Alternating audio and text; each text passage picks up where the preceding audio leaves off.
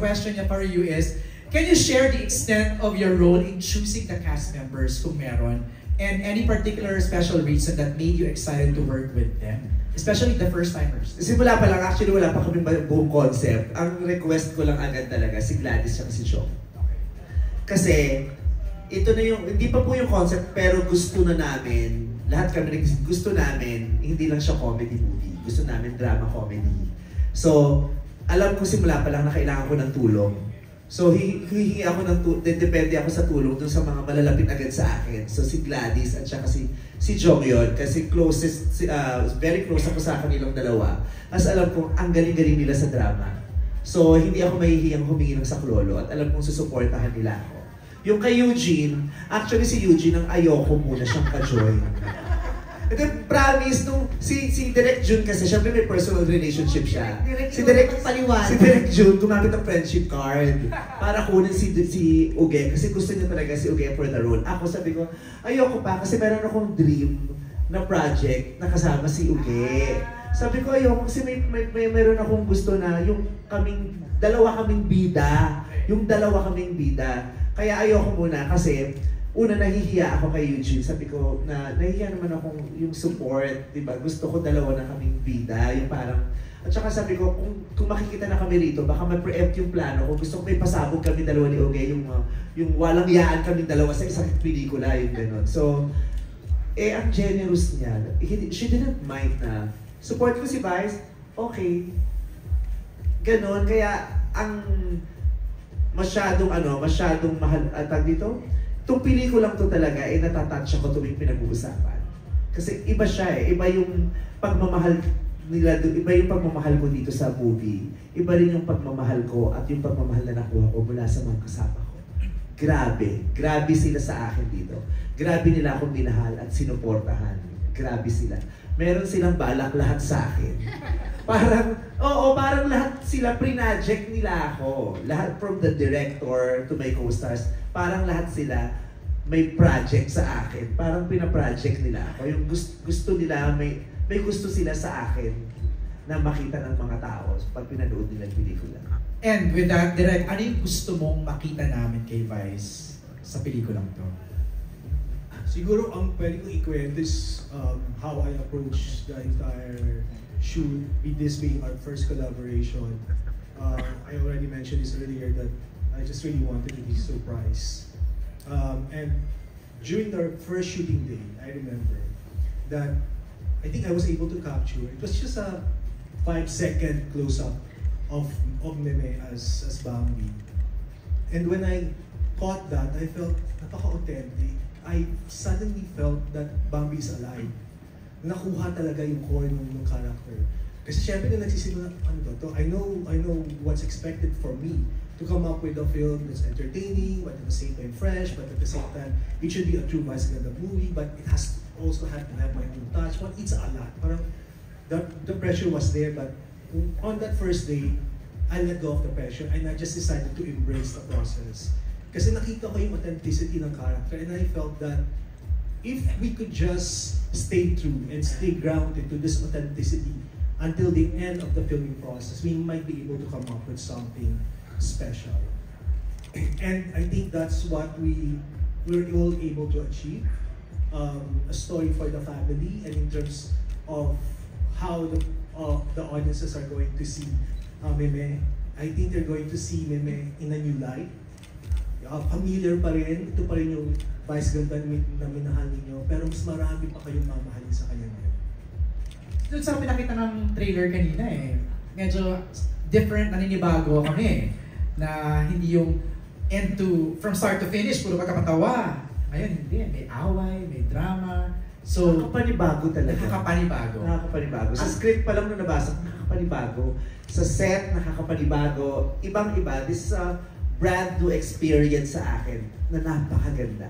Yung, bakit mo na yung script, I wanna go to Jumbo and Daisy. Meron pa kayong pinatter na tao? Meron pa kayong inspired ba to by true events? Aminin nyo na nabuhay nyo yun. Ano ba? Jumbo? Totoo yung sinabi ni Meme. Pinaghalo-halo lang namin yung mga parte namin para mabuo si Bang. Pero kasi OFW siya eh, di ba? So did you have to interview yung mga breadwinner na nagtatrabaho abroad? Yes, we did a lot of research and interviews. Marami kaming nakausap ng mga breadwinners na international Filipino workers din. Right. Just like Bambi. Then, nung naririnig namin yung mga stories nila, very heartbreaking, heartwarming, at the same time, very inspiring. Kasi iba-iba man yung version ng kwento ng mga breadwinner, iba-ibang bihis man, lahat nagmumula sa isang bagay, pagmamahal sa pamilya. So that's very empowering. At ang sarap palang magkwento ng mga kwento ng breadwinner kasi kadalasan hindi yun napag-uusapan. Thank you, John Paul. Daisy, you wanna add? Siguro add ko lang din na nung nag-i-interview kami, I was expecting na makakakuha kami ng kakaibang breadwinner story. But as it turned out, halos lahat ng breadwinner, pare-pareho ng pinagdadaanan. And siguro, nung na-realize namin yun, parang ang sarap palang ikwento dito kasi walang nagkikwento na kung titignan mo, sabi ko nga nung una nating media con, pag nasa brainstorm room kami nila ate, tsaka nila direct, sharing ba to o brainstorm? Kasi parang lahat may common denominator na yun yung trinay namin i-explore dito sa And the Breadwinner Is. Alam mo, mukhang matatawa kami pero talagang maantig din kami dito. Oh, kasi ano talaga siya, kaya sobra siyang relatable kasi kwento namin Yun. at kwento nyo at sigurado kaming kwento ito ng kakilala nyo at malapit sa inyo. Kwento natin lahat. Hindi siya malayo sa bahay, hindi siya malayo sa realidad, hindi siya malayo sa alam ninyo. Kaya lahat tayo makaka-relate. Imposible wala tayong kilalang breadwinner eh. Di ba, no? Ang follow-up question ni Natalie is also for you guys. I've noticed that your past MMFF films have been a platform for the hottest and most promising love teams. Can you share ano yung nakita mong strength and unique charm ng Maton or Snoreen? Charming naman talaga sila, nag-work yung kanilang partnership dun sa mga una nilang mga series. At saka magaling talaga, Maris is very talented. Diba? Hindi natin pwedeng i-discount yun o disregard. Talented talaga si Maris. Si Anthony Jelicy naman, hindi natin pwedeng i-deny na meron din siyang kakaibang brilyo pag pinapanood nyo sa screen. Kaya nung sinabi ng management at ng star na isama natin tong sabi ko, let's go. Sabi ko, isama natin sila. Go ako agad. Kasi kahit si Maris, noon pa yan lagi siyang kasama sa movie ko pero hindi natutuloy. Alright, thank you guys. Our next question is for Direct June from Chad of Manila Feed.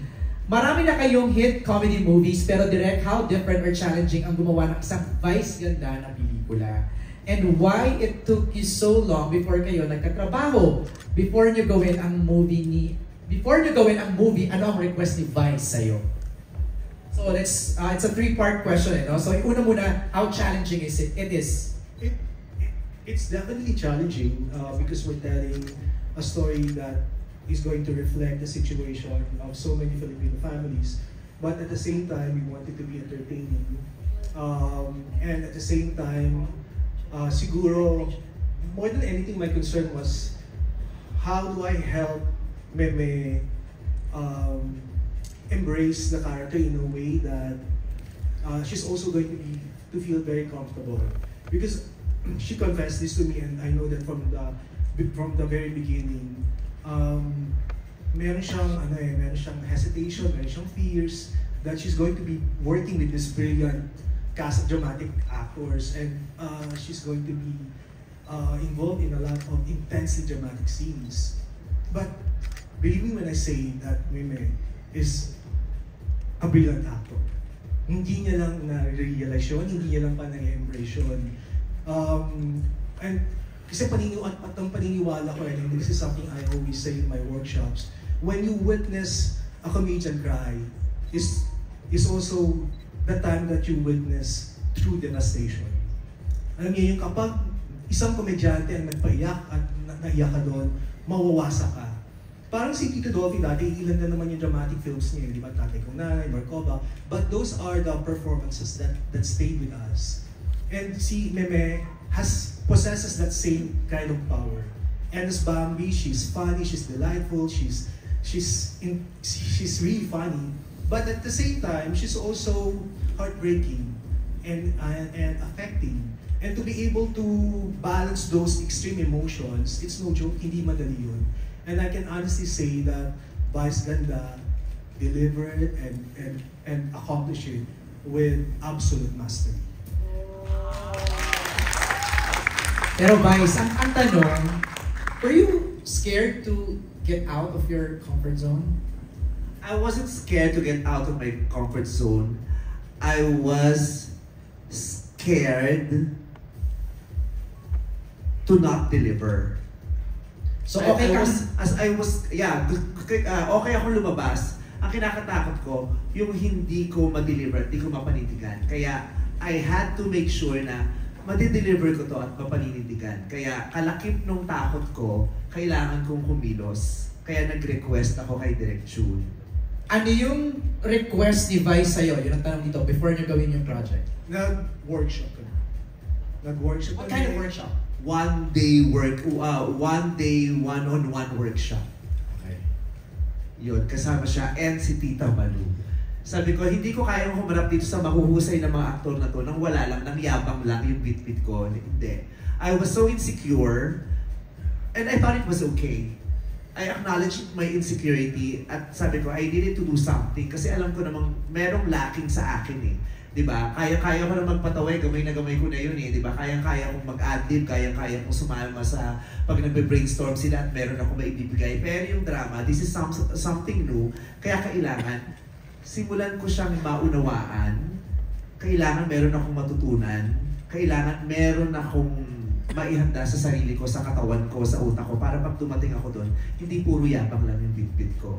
Kaya it was a humbling experience kasi I knew for a fact na since day one, nung nakasama ko silang lahat, hindi ako pinakamagaling sa set na yun.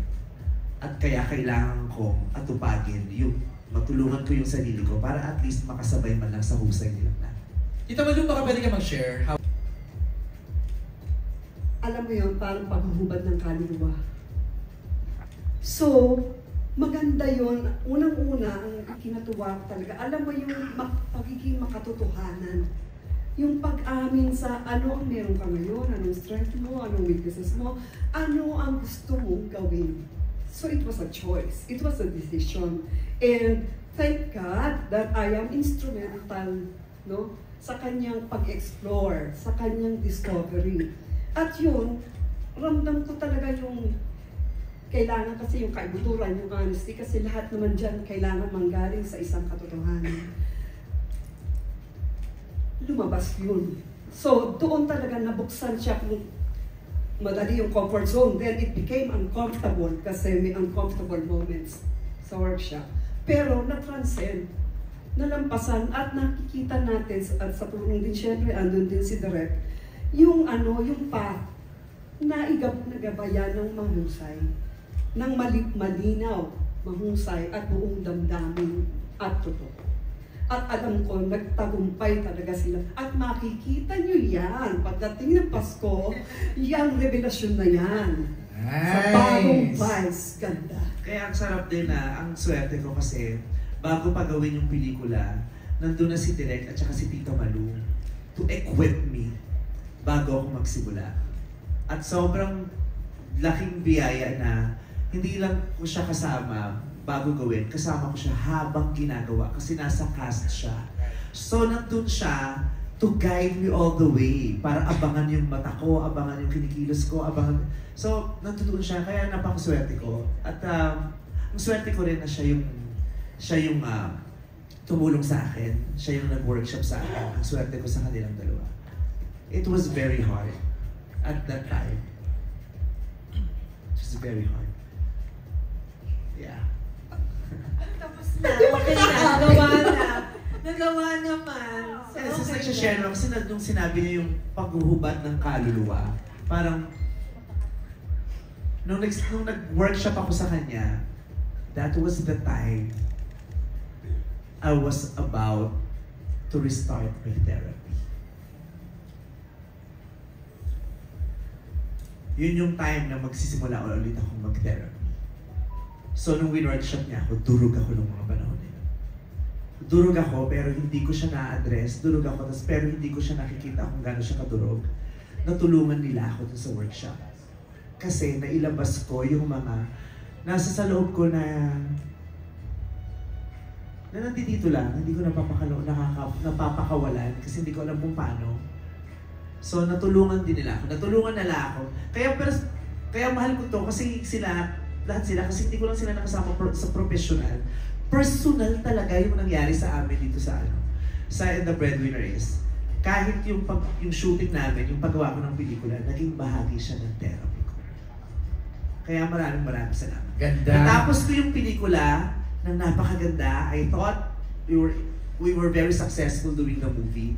And also, naramdaman ko na ang successful ko din na nagawa ko yung therapy ko habang ginagawa ko yung pelikula to. Parang pareho mo siyang napagtagumpayan. Kaya thank you, Lord. Thank you! Alright.